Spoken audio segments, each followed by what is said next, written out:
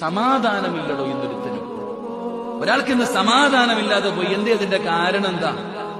എന്റെ പ്രിയപ്പെട്ട സഹോദരങ്ങളെ, നീ സാമ്പത്തികമായി തകർന്നു. ഉസ്താദെ, മരിച്ചാ മതി ഉസ്താദെ. എന്ത് ജീവിതാവസ്ഥാതെ? പെണ്ണുങ്ങൾ ചോദിക്കണേ, എന്ത് ജീവിതാവസ്ഥാതെ? ഈ ജീവിതം വല്ലാതെ പ്രയാസവും ദുഃഖവും ദുരിതവുമായി. കാരണം എന്തെന്നറിയോ? നീ ഖുർആൻ കേട്ടാ പരിഗണിക്കാറുണ്ടോ? ഒറ്റ ചോദ്യം. അള്ളാഹു പറയുകയാ,